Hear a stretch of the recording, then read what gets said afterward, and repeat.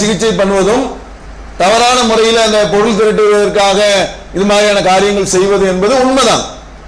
அதிகமாக எல்லாரும் அலோபதி செய்யறதுனால அப்படி தெரியுது. அதே நேரத்தில் நம்ம நீங்க தவறான வைத்தியமா சரியான இதான்னு சொல்லி நீங்க பார்க்க தான் செய்யணும். நீங்க தானே போய் பார்க்கணும். ஒருத்தர் மருத்துவத்தில் என்ன செய்யறாரு, ஸ்கேன் எடுக்கிறது பதிலாக எம்ஆர் ஸ்கேன் எழுதி தராரு. நமக்கு நல்லா தெரியுது, இது சாதாரண விஷயம் தான், இதுக்கு ஏன் போட்டுக்கிட்டு இவ்வளவு பேர் எழுதி தராரு. இது ஆபரேஷன் பண்ணணுங்கிறாரு. ஆபரேஷன் பண்ண வேண்டிய அவசியம் இல்லை, நல்லா தெரியுது. நல்ல 4 பேர்ட்ட கன்சல்ட் பண்ணி அது சரி பண்ணி இது மாதிரியான அது மாதிரியான டாக்டர் தேடி சரியான சிகிச்சை பண்ணலாம் தானே. அப்ப மருத்துவர்கள் சில தவறுகள் செய்கிறார்கள் என்பது உண்மை. அதற்காக மருத்துவமே தவறாகிறது. ஒரு முஸ்லீம் சாராய கடை வச்சிருக்கிறாரு, இப்ராஹிம் பாய் சாராய கடை வச்சிருக்கிறாரு, அதனால முஸ்லீம்கள் எல்லாம் சாராய வியாபாரிகள் சொல்ல முடியுமா? முஸ்லீம்கள் பீடி குடிக்கலையா, பான்பராக் போடலையா, தண்ணி அடிக்கலையா? அப்ப பாயா இருந்துட்டு இதெல்லாம் செய்றீங்களே அப்படின்னு சொல்லும்போது எல்லா பாய்மார்களும் இப்படிதான் அப்படின்னு சொன்னா இஸ்லாம் சரியாக இருக்குதான்னு தான் பார்க்கணும். அந்த கருத்து அந்த செயல் கரெக்டா இருக்கான்னு பார்க்கணும். கரெக்டாக இருந்து செயல்படுத்துறவங்க தவறா இருந்தா செயல்படுத்துறவங்க தான் தவறு நம்ம விளங்க சொல்லணுமே தவிர என்ன செஞ்சிடக்கூடாது. இந்த மருத்துவ முறையே அதனால எல்லாரும் அக்கு பஞ்சரை செய்யுங்க, ஊசி எடுங்க, குத்துங்க, நீங்க மாத்திரை போடாதீங்க, மருந்து விஷம் அப்படிங்கிறாங்க. சரி, விஷம்னு சொல்றீங்கல்ல, சரி ஓகே. ஒரு ஆக்சிடென்ட் ஆயிடுச்சு, ஒரு இடத்துல ஆக்சிடென்ட் ஆயிட்டு கை இவ்வளவு முறிஞ்சு இப்படி கிடக்குது. என்ன செய்யறான், கை முறிஞ்சு தனியா கிடக்குது. தனியா கிடக்கக்கூடிய கையை எடுத்துட்டு அலோபதியில என்ன செய்யறாங்கன்னா உடனே ஊசி போடுறாங்க. ஒரு ஊசி இங்க மறுப்பு ஊசி போட்டு அதை போட்டு இதை போட்டு எலும்ப நேரா வச்சு நரம்ப கரெக்டா வச்சு அந்த நரம்பெல்லாம் தச்சு அதெல்லாம் இது பண்ணி இதெல்லாம் தையல் போட்டு இந்த மாதிரி 3 மாசம் 2 மாசம் சரி பண்ண உடனே கை அவனுக்கு ஒர்க் ஆக ஆரம்பிச்சிருக்கும். நீங்களும் என்ன செய்றீங்க, ஒரு நியூடில் எடுக்கீங்க, அந்த ஊசி எடுக்கிறீங்க, ஊசி எடுத்துட்டு போய் அவன் கை தனியா எடுக்கிற 2 ஊசி எடுத்து இப்படி குத்தி அப்படி இணைச்சு வச்சிட முடியுமா? அப்ப என்ன பண்ணுவீங்க, அவங்கள்ட்ட கேட்கிறோம். அவங்கள்ட்ட என்ன கேட்கிறோம், சரிங்க 2 கை கால் தனியா கிடக்குல்ல, அதை எடுத்து இணைச்சு அவங்க செஞ்சு காட்டுறான். அவன் மேஜிக் பண்ணல, அவன் சூனியம் பண்ணல, அவன் உண்மையா செஞ்சு காட்டுறான். 2 கால் தனியா கிடக்குது, அந்த காலை ஒட்டி இணைச்சி அதை சரி பண்ணி சில நேரத்தில் இதயமோ இல்ல வயிற்றுல உள்ள குடல் பகுதியோ வெளில கிடந்து அதை உள்ள வச்சு தச்சு அழகான முறையில் ட்ரீட்மெண்ட் பண்ணி மாத்திரை மருந்துலாம் போட்டு வழியெல்லாம் வராத அளவுக்கு அழகா பண்ணி அழகாக தந்துருதான். காசு லட்சக்கணக்கான ரூபா ஆகும், அது வேற விஷயம். ஆனா செஞ்சு தந்துருதானே இல்லையா? இடிஞ்சு கிடக்கக்கூடிய வீடை இடிச்சு அழகா சரி பண்ணி தட்டி அதை அங்க பூசி இங்க பூசி அதை பண்ணி கரெக்ட் பண்ணி நமக்கு வீடை தந்துருதான். திடீர்னு ஒரு பக்கம் செவ்வறு அப்படி இடிஞ்சிருச்சு, இங்கே நம்ம பள்ளிவாசல்ல 1 இஞ்சி இறங்கி போச்சுல்ல, அந்த ஒரு தூணு இப்ப ஏத்துறீங்கல்ல. அப்போ அந்த மாதிரி சரி பண்ணி அது தரதுன்னு ஒண்ணு இருக்கு. நீங்க மேஜிக்ல சரியாயிரும். நீங்க எப்படி சொல்றது எப்படி இருக்குது, அது பாட்டுக்கு பில்டிங் தன்னாலே எலும்பும், தன்னாலே கெட்டும், தன்னாலே பெயிண்ட் அடிக்கும், தன்னாலே லைட் எரியும்னா எப்படி எரியும்? கீழே அந்த பில்டிங்ல போய் ஏதாச்சும் சிமெண்ட் கொட்டினா தன்னாலே நடந்துருமா? அது மாதிரிதான் இருக்குது. ஊசியை குத்துனா எல்லாமே சரியா ஆயிராது. அப்போ கேட்டா இது மாதிரியான நபர்கள்ட்ட கேட்கும் போது வாங்க உங்ககிட்ட கேட்டுருவோம். அப்ப என்ன செய்வீங்க? இப்ப கேட்டேன்ல, காலு கை கால்லாம் கட்டாயி ரோட்ல கிடக்குறாங்க. இல்ல அதான் அதுக்கு நம்ம 2வது சொல்லுவோம். காலை தூக்கி தூர போட்டுற வேண்டியதான், குப்பையில தூக்கி போடு. நான் வீடு போய் சேருவேங்கிறது உறுதி இல்லாது. சரி, நான் வீட்டுக்கு போய் முழுசா போய் சேருவேங்கிறது அல்லாஹ்வோட நாட்டம் தான். அதனால அந்த விதி இஸ்லாமோட விதி அப்படித்தானே, கடந்து முடிச்சதுக்கு அப்புறம் தானே விதியை நாம ஏத்துக்குவோம். சரி, அப்ப அதுல என்ன மருத்துவம் பார்க்கணுங்கிறது நான் போலீங்க. இல்ல அவங்களோட மருத்துவம் இல்ல நம்ம என்ன கேட்கிறோம், இல்ல நம்ம கேட்கறது என்னன்னா கால் துண்டாய் கிடக்குது, ஆக்சிடென்ட் இல்ல, உதாரணத்துக்கு சொல்றேன், கேட்டு சொல்லுங்க, கேட்டு சொல்லுங்க. யூகம் இல்ல, இதான் உண்மை தானே. இது என்ன யூகமாங்க? இது யூகமா? இது உண்மை பிராக்டிகல் நடக்குதானே? ஆக்சிடென்ட்ல லாரி அடிபட்டு இல்ல, ஒரு நிமிஷம் நீ பேசுங்க. லாரி அடிபட்டு அவன் கால கிடக்குது. இவன் என்ன செய்யறான், ஒரு கவர்ல தூக்கி போட்டு ஆளையும் ஆம்புலன்ஸ்ல ஏத்திட்டு போய் உள்ள கொண்டு போய் கரெக்டா அந்த எலும்பை வச்சு நரம்ப கரெக்டா வச்சு சதையை அழகா தச்சு ரத்தம் கொடுத்து எல்லாம் சரி பண்ணி ஆளை உருவாக்கி நம்மளோட தாரம். இப்போ அக்குபஞ்சர்ல உள்ளவங்க என்ன சொல்றாங்கன்னா, இந்த மாதிரி ஊசி போடுறது தவறு, மாத்திரை கொடுக்கறது தவறு, அதுக்கப்புறம் ஆபரேஷன் பண்ணி இந்த கத்தியை வைக்கிறது தவறு, இப்படின்னு தவறுன்னு சொல்றாங்கல்ல. அப்ப அவர்கள் இப்போ இந்த மாதிரி கால் தனியா இருக்குன்னா இது அல்லாஹ்வுடைய விதின்னு சொல்லி காலை தூக்கி குப்பையில போட்டுட்டு ஆளை மட்டும் தூக்கிட்டு வந்து மொட்டை காலோட வாழ வைப்பாங்களா? அந்த மாதிரி ஒரு விபத்து நேரத்துல அந்த மருத்துவ அது அவங்கவுங்க எடுக்கிற முடிவுகள்ல வந்துருந்துச்சு. எப்படிங்க புரியல? ஒரு விபத்து ஒருத்தருக்கு நடக்குதுன்னு சொன்னா அவர் அக்குபஞ்சர்காரரா இருந்தாலோ வேற இறைவழி மருத்துவம்னு சொல்ற யாரா இருந்தாலும் அந்த மாதிரி ஒரு சம்பவம் நடக்கும்போது அவர் என்ன முடிவு எடுக்கிறாங்க? அவரு முடிவு எடுக்கிறாருன்னு புரியல. அவரு முடிவு எடுக்க முடியாது, அவர் மயக்கத்துல இருப்பாரு. இல்ல ஜி இல்ல ஜி அது கரெக்ட். இப்போ அதான் அதாவது அவர் வந்து நீங்க அவர் முடிவு எடுப்பாரு, அவரு கால் துண்டாகி போய் மயக்கத்துல கிடப்பாரு, அவர் முடிவு எடுக்க முடியாது. ரெண்டாவது வந்து அவரு முடிவு எடுப்பாரு, நம்ம முடிவு எடுத்துக்கிட்டு இருக்கிறோம். அவரு முடிவு எடுக்க மாட்டாரு. சுத்தி இருக்கிறவங்க வந்து இல்ல ஜி கேளுங்க. இல்ல நான் உங்களை கேட்டதான் நான் சொல்றேன். அதாவது வந்து சுத்தி இருக்கிறவங்க என்ன முடிவு பண்ணிட்டாங்கன்னா கொண்டு போய் அலோபதியில சேர்த்து ஆபரேஷன் பண்ணி காலை சேர்த்து இணைச்சு கொண்டு வந்துடலாம் அப்படின்னு சொல்லி முடிவு எடுக்கிறாங்க. இது சரியா? அது எங்கிட்ட கேட்க வேண்டிய கேள்வி இல்லைங்க. நான் உங்கள்ட்ட அந்த கேள்வி கேட்கல. மருத்துவ முறைகள் அலோபதி மருத்துவ முறை இந்த மாதிரி இருக்கு. நீங்க சொன்னீங்க இந்த மாதிரி நடக்குதா? நான் சொல்றது இந்த மாதிரி நடக்குதா தெரியல. நீங்க எந்த உலகத்துல இருக்கீங்க? இல்ல விபத்து நடக்குது, சிகிச்சை நடக்குது, அது தெரியுது. அந்த அக்குபஞ்சர்காரங்க அந்த விபத்து நடந்துச்சுன்னா என்ன பண்றாங்கன்னு எனக்கு தெரியும். உங்களுக்கு தெரியல. சரி நீங்க என்ன பண்ணலாம்னு நினைக்கிறீங்க? நான் சிகிச்சை தான் செய்யணும். சிகிச்சை தான் பண்ணுங்க. சரி ஓகே. அப்போ சரி ஓகே. ஆய்வுன்னு சொன்னீங்க. சமீபத்தில் உணர்வுகள் ஒரு 2 வாரத்துக்கு முன்னால ஒரு ஆர்டிகல் எழுதியிருந்தாங்க. இதயத்து பிரஷரோட அளவை வந்து அமெரிக்காவிலிருந்து இங்கிலாந்துலேருந்து மருத்துவ ஆய்வு செஞ்சு அதோட இதை குறைச்சி சொல்றேன். உதாரணம் எழுதும் போது உணர்வு எழுதியிருந்தீங்க. கொஞ்ச நாளைக்கு முன்னால சுகருக்கு ஈவாதம் பண்ணீங்க, சுகர் அளவு ஜாஸ்தியா காமிச்சிட்டு இருந்து மருத்துவம் சரியா விற்பனை நடக்கலன்னு சொல்லி அந்த சுகரோட அளவை கம்மியா காமிச்சு சுகர் மருத்துவத்தை நிறைய விற்பனை செஞ்சீங்க. இப்ப வந்து பிரஸ் இதுக்கும் அதே மாதிரி கொண்டு வரீங்க, அப்ப என்ன இது அப்படின்னு சொல்லி அது இல்லாம குரான்லயும் சில விஷயங்கள் பிஜே மணிவர்த்தத்திலேயே வந்து இதெல்லாம் விஷயங்கள் நிறைய குறிப்பிடுறாரு. 13வது அத்தியாயம் 8வது வசனத்துல வந்து மனித உடல்ல அந்நிய பொருள் எதையுமே ஏற்றுக்கொள்ளாத இந்த உடல் அந்த கருவை மட்டும் தாங்கி அதை இத்தனை நாள் கழிச்சு வெளியேற்றுங்கிறது இறைவன் கையில் உள்ளதுன்னு சொல்லி அந்த 13வது 8வது வசனத்துல குறிப்பிட்டு அதுக்கு விளக்கமா வந்து எனக்கு சரியா நம்பர் ஞாபகம் இல்லை, அதுல சில இதெல்லாம் குறிப்பிடுறாரு. அப்ப குறிப்பிடும் போது என்னன்னு கேட்டீங்கன்னா மனிதனா பிறந்தவனுக்கு அந்த பெண்ணுக்கு கரு உருவாகி அது இயற்கையான முறையில் அதுவா வெளியாகுங்கிறத நிதர்சனமான உண்மை. சொல்லுவோம். இந்த மருத்துவ உலகம் வந்து அதை இது பண்ணி சரியா அப்படிங்கிற மாதிரி கொண்டு வந்துட்டாங்கன்னு சொல்லி அவரு கூட அதில் எழுதியிருக்காரு அந்த திருக்குறள் விளக்கத்துல. சரி, இப்போ என்னன்னா அப்போ அவங்கள்ட்ட கேட்கும்போது என்னங்க இப்படி பண்றீங்களே அப்படின்னு சொல்லி கேட்டா அது வந்துங்க அந்த நேரத்தில் வந்து அலோபதியை எடுத்துக்கிடலாமா? எப்போ இவங்க கூட அப்படிதான் சொன்னாங்க. அந்த மாதிரி நேரத்தில் அவர் முடிவு பண்ண முடியாது, அவர் மயக்கத்தில் கிடப்பாரு. அப்போ முடிவு பண்றது யாரு அப்படின்னு சொன்னா அது பொதுவான விதியின் அடிப்படையில் தான் எல்லாரும் என்ன செய்யறாங்க, எல்லாருமே வழங்கி வச்சிருக்காங்க. அடிப்பட்டா உடனே தூக்கிட்டு போ. அப்ப இவங்ககிட்ட கேட்கும்போது என்ன சொல்றாங்க, இந்த மாதிரி வந்து அந்த நேரத்தில் சிகிச்சை பண்ணிக்கலாம். சரி, அந்த நேரத்தில் சிகிச்சை பண்ணா அது சைடு எஃபெக்ட் ஆகாதா? அப்போ ஊசி போட்டா சைடு எஃபெக்ட் ஆகாதா? அப்ப அவன் எலும்பை ஒன்னா சேர்க்கிறானே, நரம்பு ஒன்னா சேர்க்கிறானே, இதயத்தை கொண்டு போய் வைக்கிறானே, குடலை கொண்டு போய் வைக்கிறானே, தைக்கிறானே, இதெல்லாம் நடக்குது கண்ணு முன்னாடி பாக்குறோம்ல. அப்போ உங்க நீடில் வந்து வேலை செய்யலையே. அப்ப அந்த மாதிரி வந்து கேட்கும் போது அதுக்கு வந்து இல்ல அதுக்கு வந்து அதை நம்ம பயன்படுத்த ஆகணும் அப்படிங்கிறாங்க. இது என்ன இது? அப்போ ஒரு விஷயத்திற்கு ஒரு தீர்வு நல்லெண்ணெயை வச்சு தலையில தான் தேய்க்க முடியும். நல்லெண்ணெயை வச்சு குடிச்சுக்கிட்டு வாழ்நாள் முழுவதும் நோயை சரி பண்ணிட முடியாது. சாப்பிடாம நல்லெண்ணெயை சாப்பிட்டு இருந்தா மனுஷன் வாழ்ந்துட முடியாது. அப்ப அந்த மாதிரி வந்து அந்த அவங்க சொல்லக்கூடியதுல இப்படிதான் வந்து என்ன செய்றாங்க, ஒண்ணுக்கு முன்னு முறையா சொல்றாங்க. ரெண்டாவது வந்து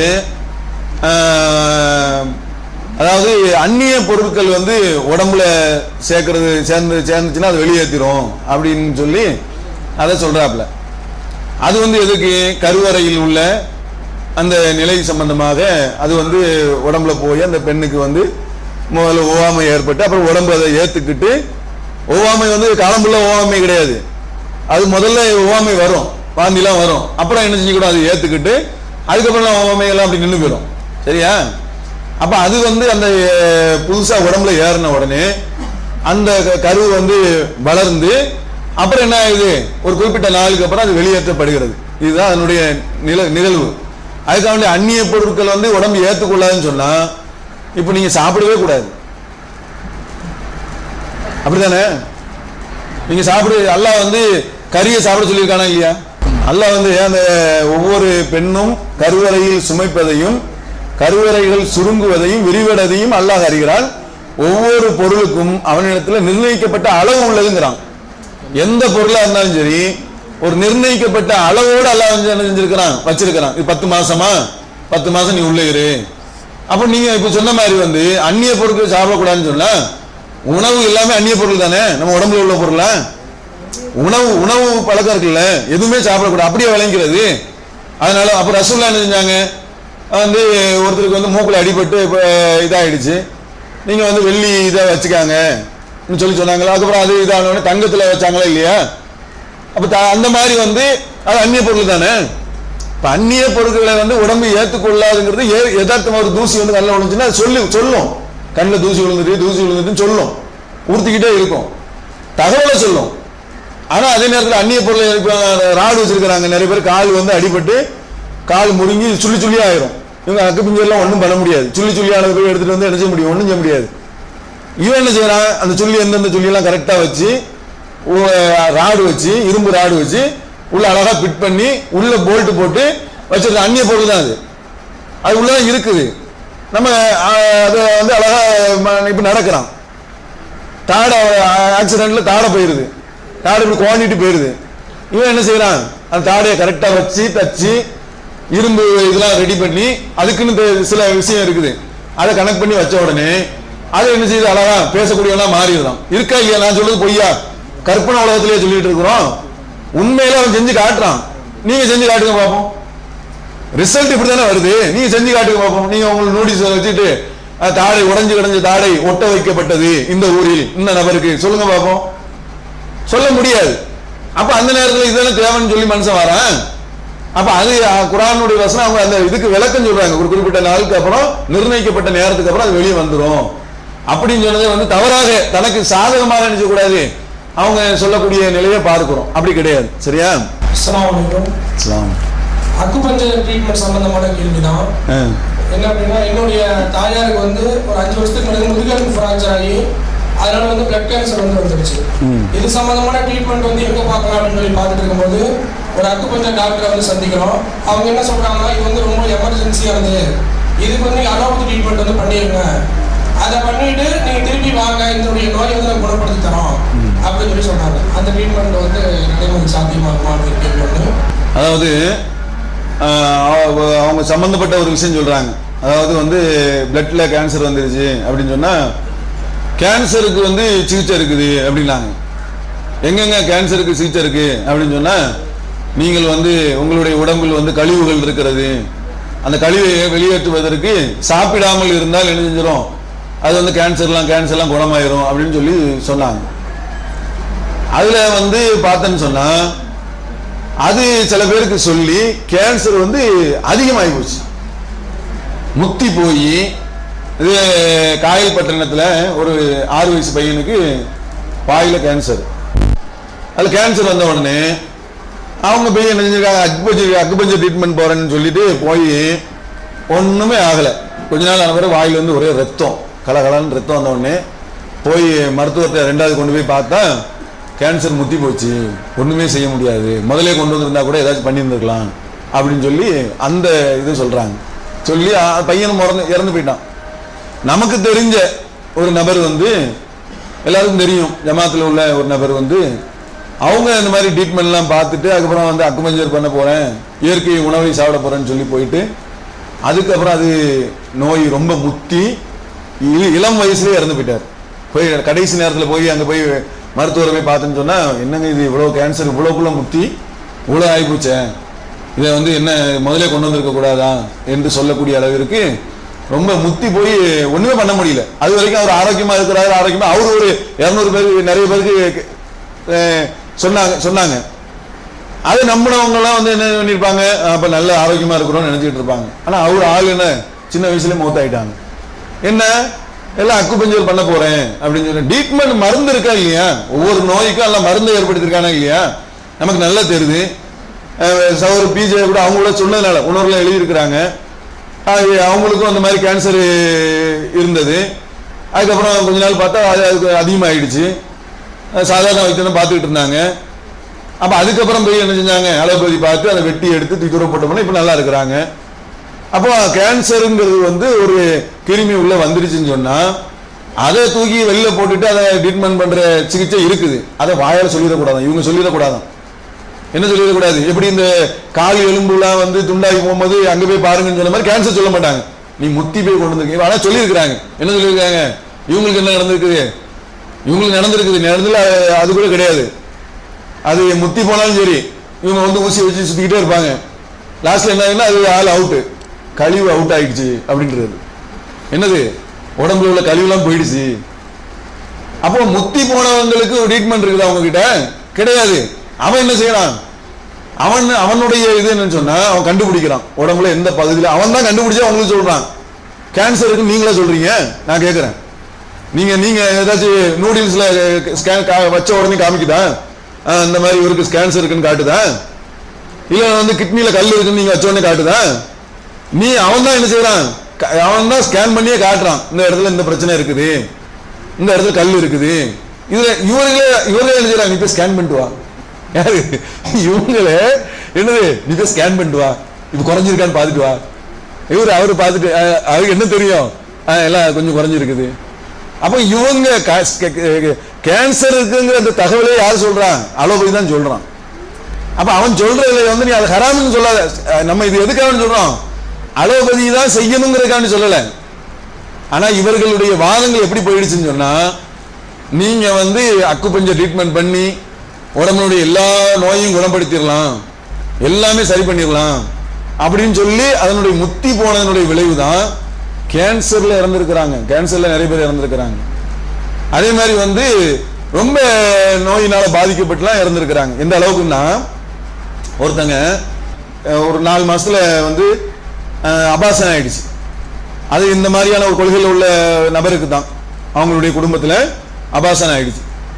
அபாசனம் ஆனோடனே அந்த அபாசனம் கூட முறையான சிகிச்சை பண்ணாத கூட இருக்கும். அது ஒரு காரணம், அது வேணா விட்டுருங்க. அபாசனம் ஆனோடனே அவரு என்ன செய்யணும், சுத்தப்படுத்தணும். வயிற்றை சுத்தப்படுத்தினா தான் அந்த ரத்தம் கித்தம்லாம் ஒட்டிக்கிட்டு இருக்கலாம் வெளில வரும். அது சுத்தப்படுத்தக்கூடாது, அது கழிவு. இவங்களுக்கு என்னது, உடம்புல உள்ள எல்லாமே கழிவு. ஜுரம் வந்தா கழிவு வெளியேறிக்கிட்டு இருக்குது அப்படிங்கிறாங்க. ஜுரம் வந்துருக்குது, நீ என்ன செய்யணும், கழிவு உடம்புல உள்ள கழிவு வெளியேறிக்கிட்டு இருக்குது, 1 வாரம் 10 நாள் ஆஸ்பத்திரிக்கு போக வேண்டியது இல்லை அப்படின்னு சொல்லிட்டு அபாசனம் ஆனவங்களுக்கு வந்து கணவர் என்ன செஞ்சிட்டாரு, நீ போகக்கூடாது. அந்த அம்மாவுக்கு வயிற்று வலி தாங்க முடியல. என்ன ஆகும், ரத்தம் 2 நாள் 3 நாள் இருந்தா என்ன ஆகும், சீலா மாறிடும். சீலா கொட்டுது, சலமா கொட்டுது. சலமா வெளியே வந்த போது கூட கழிவு வெளியேறுது. அதுக்கப்புறம் போனேன்னு சொன்னா அதுக்கப்புறம் தாய் வீட்டில் போய் அதுக்கப்புறம் சரி பண்ணி உயிரோட வந்த சம்பவம்லாம் இருக்குது. எதுக்கு இதை சொல்றேன்னு சொன்னா, எந்த அளவுக்கு அதனுடைய நம்பிக்கையை போயிட்டு பாருங்க. அவன் அழகா சொல்லி செய்யறான் இந்த மாதிரியான இதுக்கு இந்த ட்ரீட்மெண்ட்னு. உயிரே போனா அது சொன்னாங்களா இல்லையா, இவங்க கூட ஒரு ஆள் சொன்னாங்க, அது விதியில உள்ளது அப்படிங்கிறாங்க. விதியில உள்ளதுன்னு சொன்னா, விதியில உள்ளது மாதிரி வந்து இப்போ உதாரணத்துக்கு விதியில இப்படி கிடுக்கிட்டு ஆடுது, நாங்கெல்லாம் ஓடிடுவோம், நீங்க மட்டும் உட்கார்ந்துருப்பீங்களா? நாங்களாம் ஓடிடுவோம். எங்களுக்கு விதி இருந்தாலும் ஓடணுங்கிறது ஒரு இது இருக்குல்ல. அவங்க உட்கார்ந்துட்டு இருப்பாங்களா, இவங்க சொல்லல, அந்த கொள்கை உடையவங்க உட்கார்ந்துட்டு இருப்பாங்களா? எப்பாடி மேல முடிஞ்சா மண்டை 2ஆ புலந்துரும் அவ்வளவுதான் அப்படின்னு நினைச்சிட்டு ஓடுவாங்களா, எங்களுக்கு துண்டை காரணம் துணியை காரணம்னு. அப்ப என்ன, அது ஒரு பாதுகாப்பு தானே. விதியா இருந்தா கூட அது பாதுகாப்புங்கிறதுக்காண்டி நம்ம முன்னெச்சரிக்கை எல்லாம் செய்யறோமா இல்லையா? அப்ப அந்த அடிப்படையில கேன்சரா இருந்தாலும் சரி, கேன்சர் குணப்படுத்துறேன்னு சொல்லி சொன்னா கூட அதெல்லாம் வந்து நினைச்ச முடியாது. அந்த இதுல தன்மையில இருக்குதுன்னு அறிவியல் பூர்வமா செஞ்சு காட்ட முடியாது. சொல்லுவாங்க, நம்பிக்கையில சொல்லுவாங்க, உனக்கு அது சரியாயிரும், நம்பிக்கைன்னா நம்பிக்கிட்டே இருக்க வேண்டியதான், அது அதிகமாகிட்டே இருக்கும். அந்த மாதிரியான ட்ரீட்மெண்ட்ல இருந்து என்ன செய்யணும், அதை நம்ம கவனத்தில் வச்சுக்கிடணும். சரியா? பாதுகாப்பு கருதி நம்ம எல்லாம் வீட்டை பூட்டிட்டு வரோம், பைக்கை பூட்டி வச்சுட்டு வரோம், எல்லாம் விதின்னு விட்டுருந்தோம்மா. பைக்கை பூட்டுறவன் உடம்ப கவனிக்கல பாருங்க. ஒரு பைக்கை கூட நம்ம என்ன செய்யறோம், கவனமா பூட்டி வச்சுட்டு வரமா இல்லையா, எவனை தூக்கிட்டு போயிடக்கூடாதுன்னு. அப்ப அந்த விஷயத்துலயும் என்ன செய்யணும், கவனமா இருக்கணும். அதே போல சர்க்கரை நோய்க்கு வந்து இன்சுலின் இன்ஜெக்ஷன் போடுறாங்க இல்லைங்களா, அந்த இன்ஜெக்ஷன் பார்த்தீங்கன்னா அது வந்து போடக்கூடாது, அதே அக்குபஞ்சர் ட்ரீட்மெண்ட்ல தான். போடக்கூடாது, அது வந்து தானாகவே வந்து உடம்புல வந்து சுமந்துரும் அப்படின்னு சொல்லி சொல்றாங்க.